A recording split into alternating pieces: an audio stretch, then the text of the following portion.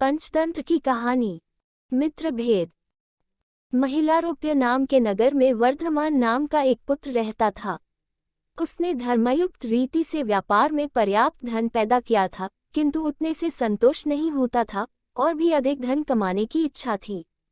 6 उपायों से ही धनोपार्जन किया जाता है: भिक्षा, राजसेवा, खेती, विद्या, सूद और व्यापार से। इनमें से व्यापार का साधन ही सर्वश्रेष्ठ है। व्यापार के भी अनेक प्रकार हैं। उनमें से सबसे अच्छा यही है कि परदेश से उत्तम वस्तुओं का संग्रह करके स्वदेश में उन्हें बेचा जाए। यही सोचकर वर्धमान ने अपने नगर से बाहर जाने का संकल्प किया। मथुरा जाने वाले मार्ग के लिए उसने अपना रथ तैयार करवाया। रथ में 2 सुंदर सुदृढ़ बैल लगवाए। उनके नाम थे संजीवक और नंदक। वर्धमान का रथ जब यमुना के किनारे पहुंचा तो संजीवक नाम का बैल नदी तट की दलदल में फंस गया। वहां से निकलने की चेष्टा में उसका एक पैर भी टूट गया। वर्धमान को यह देखकर बड़ा दैख हुआ। 3 रात उसने बैल के स्वस्थ होने की प्रतीक्षा की। बाद में उसके सारथी ने कहा कि इस वन में अनेक हिंसक जंतु रहते हैं, यहाँ उनसे बचाव का कोई उपाय नहीं है। संजीवक के अच्छा होने में बहुत दिन लग जाएंगे। इतने दिन यहाँ रहकर प्राणों का संकट नहीं उठाया जा सकता। इस बैल के लिए अपने जीवन को मृत्यु के मुख में क्यों डालते हैं। तब वर्धमान ने संजीवक की रखवाली के लिए रक्षक रखकर आगे प्रस्थान किया। रक्षकों ने भी जब देखा कि जंगल अनेक शेर बाघ चीतों से भरा पड़ा है तो वे भी 2-1 दिन बाद ही वहां से प्राण बचाकर भागे और वर्धमान के सामने यह झूठ बोल दिया, स्वामी, संजीवक तो मर गया, हमने उसका दाह संस्कार कर दिया। वर्धमान यह सुनकर बड़ा दुखी हुआ, किंतु अब कोई उपाय न था। इधर संजीवक यमुना तट की शीतल वायु के सेवन से कुछ स्वस्थ हो गया था। किनारे की धूप का अग्रभाग पशुओं के लिए बहुत बलदायी होता है।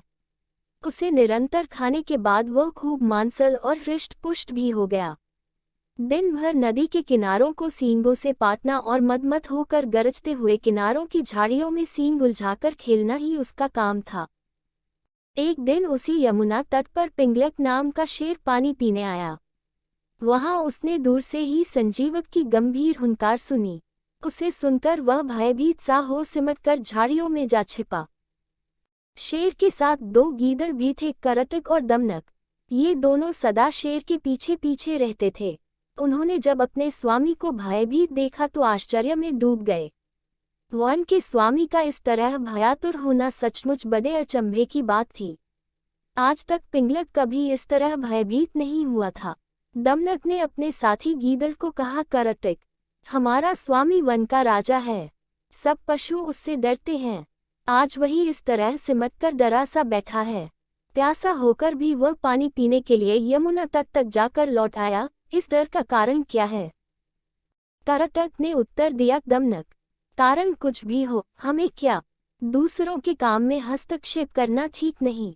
जो ऐसा करता है वह उसी बंदर की तरह तड़प तड़प कर मरता है जिसने दूसरे के काम में कौतूहलवश व्यर्थ ही हस्तक्षेप किया था।